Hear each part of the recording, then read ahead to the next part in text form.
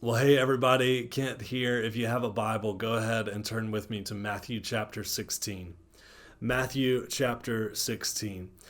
I pray all of you are hanging in there okay. I know for an awful lot of us, it has been an absolutely insane month or so at a spiritual level, emotional level, physical level, all of that. And so we want you to know, as we've tried to say through this whole process, that we're here for you as your pastors. Anything you need at all, if you need to shoot us a text, give us a phone call, we can set up a Zoom call with you. Just anything we can do at all to help out, we are here and available to do that. So I wanted to remind you of that as always. On a logistical front, many of you probably heard that last Sunday the president extended all of the social distancing guidelines and parameters all the way through the end of April. So that means for the first time in our church's history, and honestly probably most churches' history, we will be having an online only Easter service next Sunday, which, just let me acknowledge up front, is a bummer. Like, it really is. I mean, we had some fantastic things planned for Easter. We were going to baptize like 8 people. It was going to be an absolute blast. And we still will do all of that. We'll plan to do that as soon as we can get back together in person. We just won't be doing it on Easter Sunday, obviously. So that's a bummer for me. I know it's a bummer for a lot of you guys as well, especially on Easter Sunday. You want more than anything to be able to get together with God's people and celebrate the resurrection, as well as, eat some donuts and wear some pastels and all the other Easter stuff that we generally do. And at least in person, we won't be able to do that this year. And so I wanted to acknowledge that. But since it is Easter, and since we can't be together in person this year, we are going to switch the format of what we do on Sundays up just a little bit next Sunday for Easter Sunday. For one, next week we will have music and teaching, or at least that's the plan, not just teaching as we've been doing these past few weeks. And second, we are going to aim to all watch the Easter service at the same time at 10:30 a.m., our normal gathering time, simultaneously. Meaning, instead of us posting a video on YouTube to watch like we normally have been doing on Sundays, we'll aim to all tune in at 10:30 a.m. exactly on Easter Sunday and kind of celebrate Easter virtually together.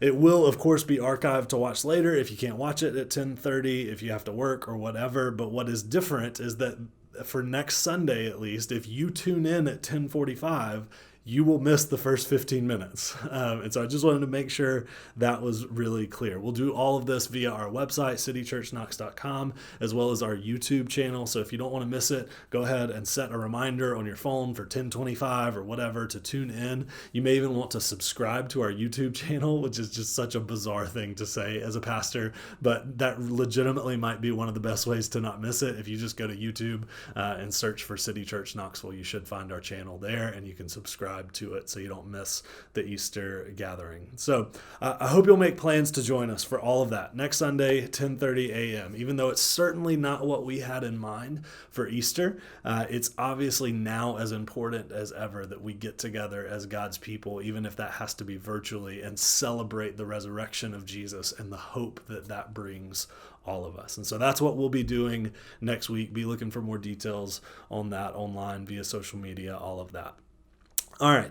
With all of that out of the way, let's get into today's teaching. So for those of you that have been listening in these past couple weeks, we have been talking about what God might be up to in the midst of something like the coronavirus. We said in the first week that as earth-shaking and devastating as something like this is, God has the ability throughout history, he shows us the ability to work for his people's good, even in crazy circumstances like these. So in week 1 of this little series we've been doing, we talked about the gift of forced helplessness, the benefits of realizing that we really have never been in control of our world, and how that's actually a good thing, believe it or not, for us to realize.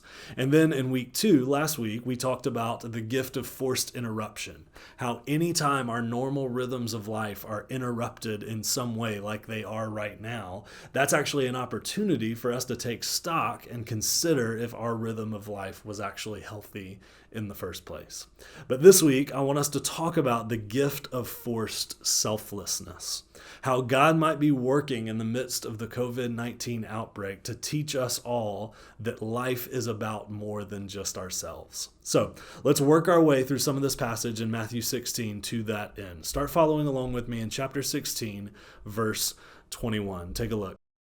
From that time, Jesus began to show his disciples that he must go to Jerusalem and suffer many things from the elders and chief priests and scribes, and be killed, and on the third day be raised.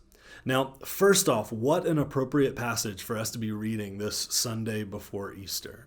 Because we read that at this point in the story of Jesus, he began to be noticeably more focused on his coming crucifixion that was just around the corner. If you're new to the story, Jesus' life was a very unique one. It was unique in the way that he, in many ways, was born in order to die. His birth and life and ministry on earth all sort of propelled him forward to the moment where he would be executed, largely because of the religious leaders of his day. And his death, Jesus' death, would have all sorts of world-changing implications for his people. And so in Matthew 16, it tells us that at this point in his life, at this point in the story, Jesus began to think more about those things. He began to talk more about his coming death, and specifically, he would talk more to his disciples about it at this point. But it's with that last part, talking to his disciples about his death, that Jesus starts to encounter some pushback, specifically from one of the disciples named Peter. So take a look back in verse 22 with me. And Peter took him aside and began to rebuke him. Now, just as a general rule of thumb, if you ever find yourself in a situation where you are rebuking Jesus, you probably did something wrong along the way.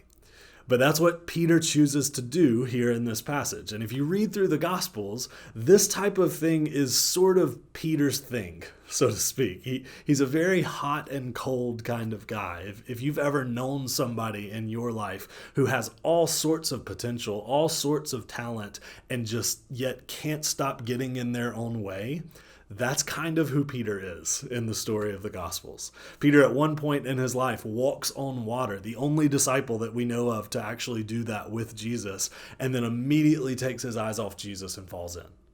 He tells Jesus, I will never abandon you. Even if everybody else abandons you, Jesus, I will never do that. And then within the next 24 hours, he denies that he even knows Jesus 3 times. This is just sort of Peter's vibe in a lot of ways, and this passage is really no different. So jump back into verse 22 with me one more time.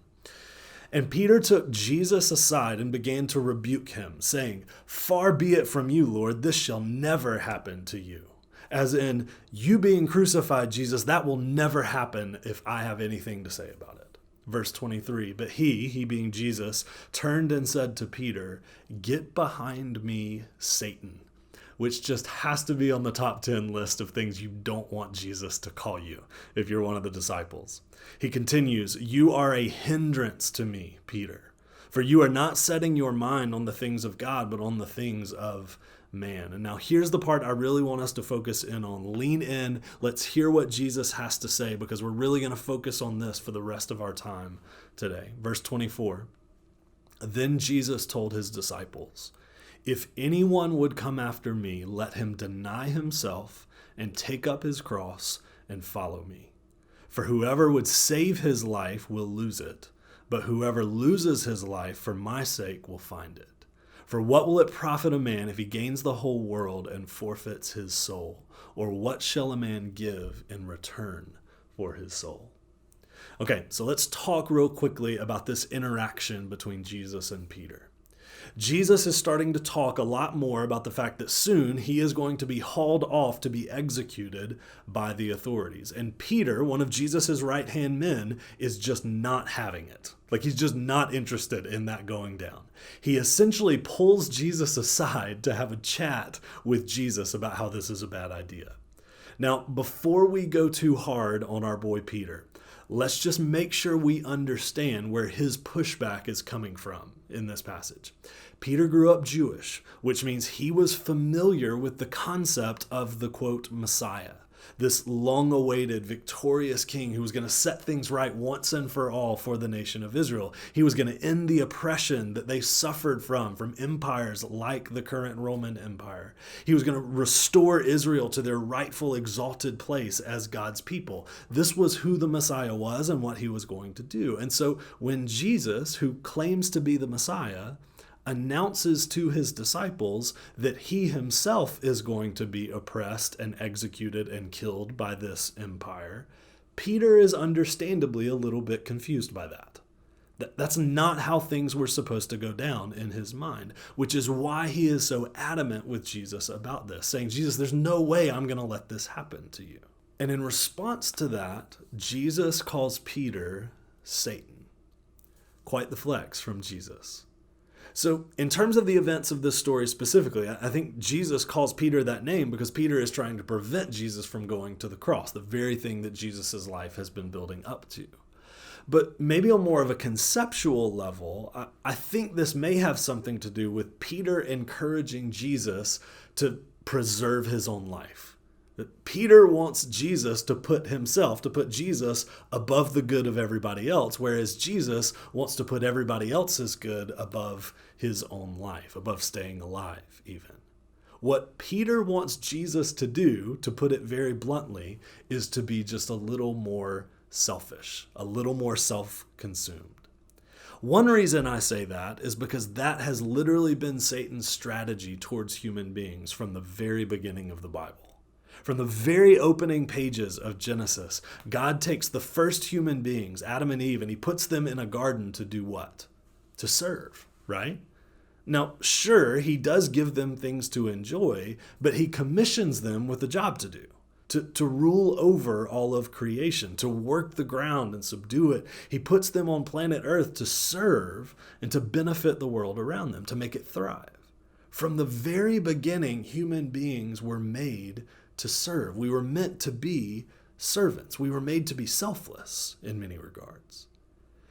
And if you know the story, it's actually Satan that introduces the idea of selfishness and self-preservation into all of this. He shows up on the scene and essentially says, really? God said, don't eat from that one tree? Don't you want to know what God is holding you back from? Wouldn't it be nice to be like God, to know everything that God knows? Wouldn't that be fulfilling? You know what, Adam and Eve, you should do what you think is best, not what God thinks is best. And Satan has literally been using that strategy with human beings ever since. Most any time you feel the inclination in your own heart to do what's best for me and not what's best for others, that's an echo of the serpent in the garden. And in our passage today, Matthew 16, Peter does a version of the same thing to Jesus. He tries to encourage Jesus to preserve his life instead of giving it up. So Jesus responds by calling him Satan, because apparently to put yourself and your own immediate desires over and above everything else in life is quite literally satanic.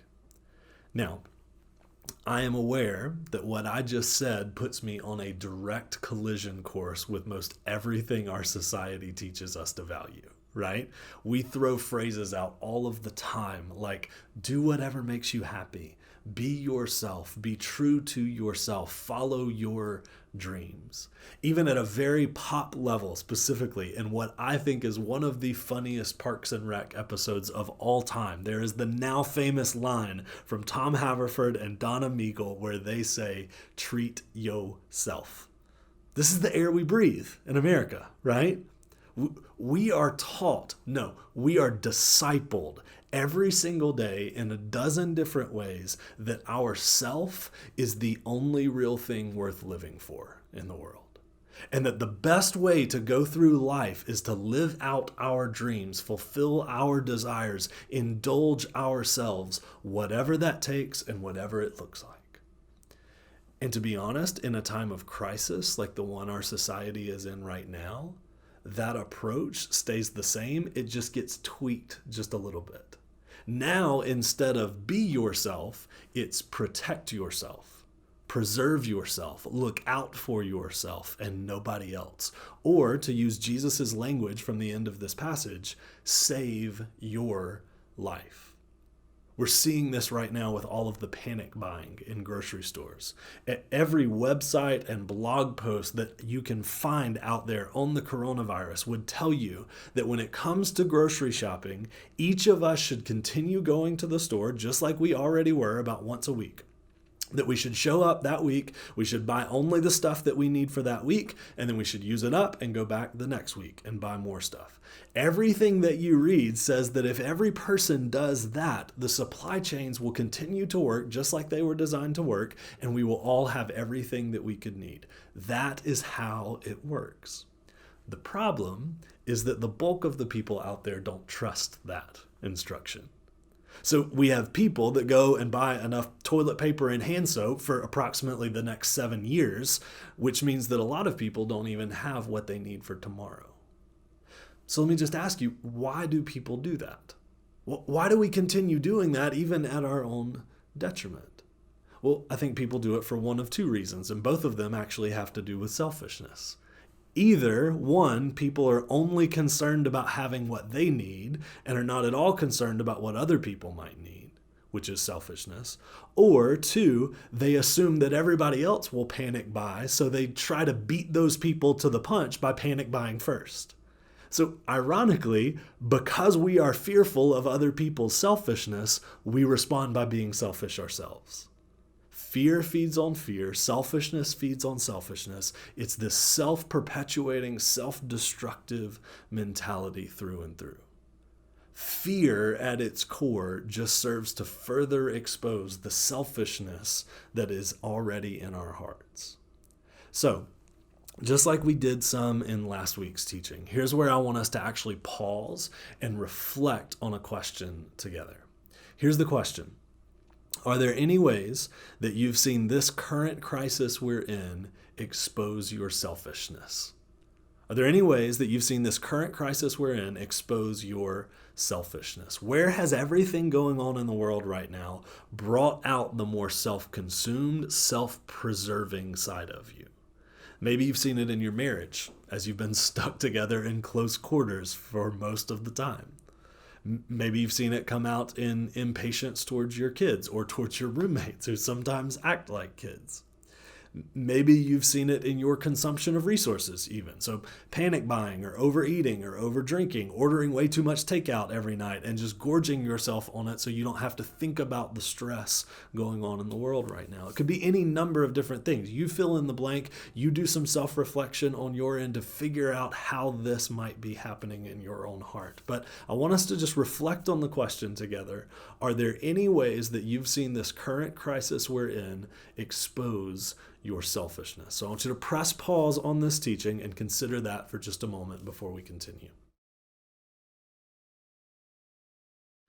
Okay, so what we're going to see next in this passage from Matthew 16 is that the approach Jesus offers us is the polar opposite of selfishness. Look back with me, Matthew 16 in verse 24.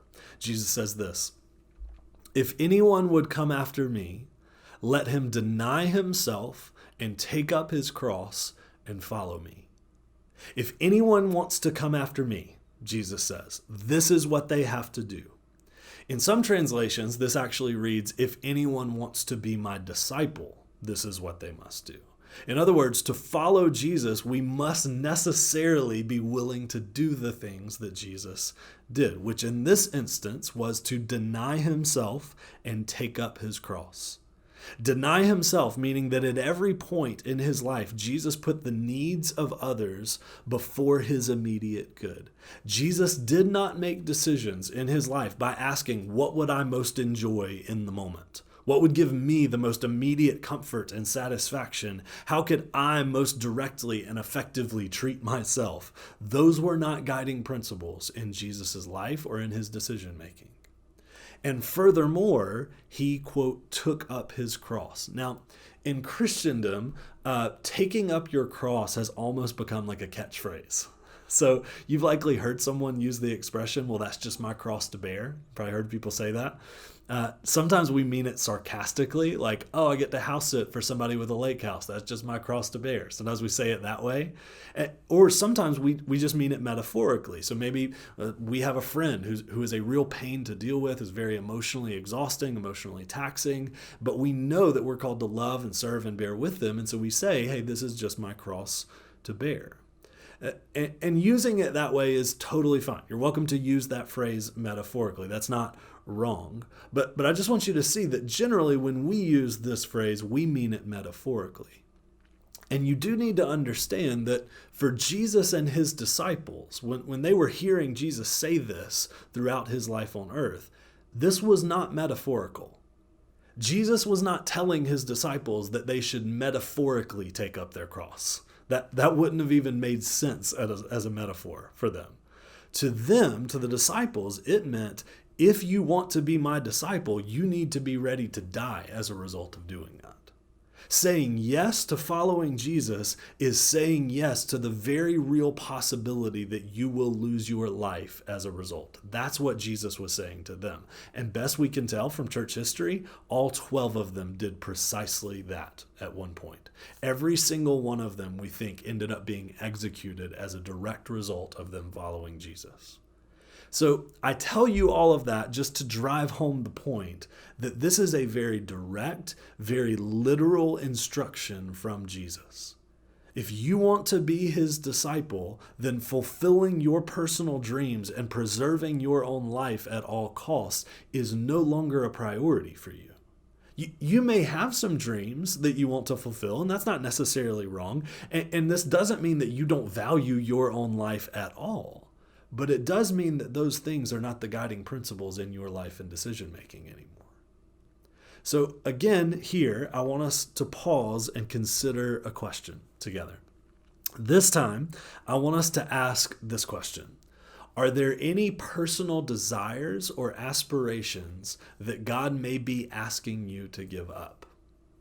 Are there any personal desires or aspirations that God may be asking you to give up? Whether it relates to the current coronavirus crisis or not, are there desires or aspirations that you have at a personal level that God might be asking you to give up for him or for the good of those around you? Or at least something that he may want you to put on pause for his good and the good of those around you. If Jesus can ask his disciples to pick up their literal cross and follow him, he can at least ask you and I to give up a dream or an aspiration, right? So let's ask ourselves that question. Let's pause and reflect. Are there any personal desires or aspirations that God may be asking you to give up? Okay. Now, Jesus wraps up the passage with this in verse 25 and 26. For whoever would save his life will lose it, but whoever loses his life for my sake will find it. For what will it profit a man if he gains the whole world and forfeits his soul? Or what shall a man give in return for his soul? Okay. So we've got to talk for a second here about how these verses specifically might connect to everything going on in our world right now with the coronavirus pandemic. And I realize, before I say this, I realize how counterintuitive what I'm about to say will be for a lot of us. But I need you to hear me out on this. If your only concern during this time in history is saving your life, keeping yourself healthy, coronavirus free, if that is your only concern right now as a follower of Jesus, Jesus says you will lose your life. Not necessarily literally, but certainly in other ways that very much matter. If at the end of this crisis, people look back and say, man, those Christians, they sure knew how to wash their hands. They sure knew how to self-isolate. They sure knew how to practice social distancing. They're a healthy bunch, those Jesus followers. If that's all the world can say about us at the end of this crisis, that will be a massive failure and missed opportunity for the church. But if instead of that, people in our world, when all of this is said and done, are able to say about followers of Jesus, those Christians cared persistently and ferociously for the people around them in the midst of that pandemic. if they can say, man, those Christians cared for people when no one else did, that will make Jesus look glorious like he truly is. If the world around us is able to say, man, say what you want about the Christians, feel free to disagree with what they believe, but no one took care of the vulnerable like the Christians did during the coronavirus. No one cared for the elderly like they did during that time. No one took care of the material needs of their friends and neighbors like the Christians did during that time in history. No one lived as selflessly as they did during that time. If the world says things like that about us when all of this is said and done, listen, we may have a revival on our hands. We may have a spiritual awakening in our country and in other countries as a result of that. So church, hear me out on this. This is our moment, not to just sit on our hands and post on Instagram about how bored we are, not to just hunker down until this whole thing blows over, but to put Jesus on display to the world around us, whatever that takes and however it looks.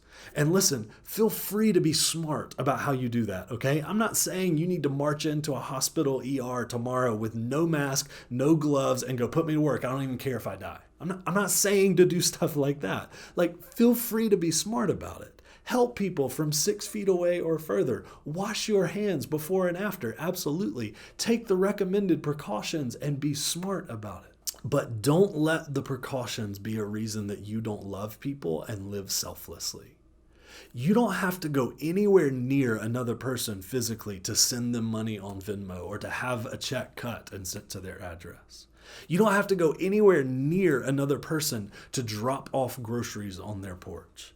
You don't have to go anywhere near another person to text someone in your life group, to make Zoom calls with them a priority, to spend time checking in with them and see how they're doing. You don't have to go anywhere near a person to mow their grass, to roll an elderly neighbor's trash can to the curb when it's time for it to be picked up. There is so many things that you can do with little to no risk to yourself at all.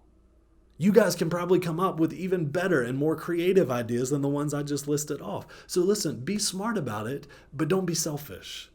Don't let fear make you selfish. Don't do that until this whole thing is over. We have got an incredible opportunity to show the world what hope in the resurrected Jesus looks like. Let's not miss that. Let's lean into it with the power of the crucified, resurrected Jesus and show the world what he is capable of through us. Let's pray together. Father, we have an incredible opportunity in front of us. God, as many people have called to mind, we remember the faith and the fearlessness of previous generations of Jesus followers when pandemics and plagues would hit large portions of people. God, followers of Jesus saw it so often as an opportunity to love and care for their neighbors. God, to show people the love and compassion and selflessness of Jesus. And so, God, I pray that that would mark us during this time. God, not that we would be foolish about it, not that we would be careless, none of that. But God, that we would look for opportunities to put on display the selfless, sacrificial posture of who Jesus is. God, I pray that through this whole thing that people would see a picture of Jesus in how we love and how we serve. So God, would you fill us, would you empower us with your Spirit? God, the Spirit that casts out fear. Would you fill us with that Spirit so that we can love and serve? We ask this in your name. Amen.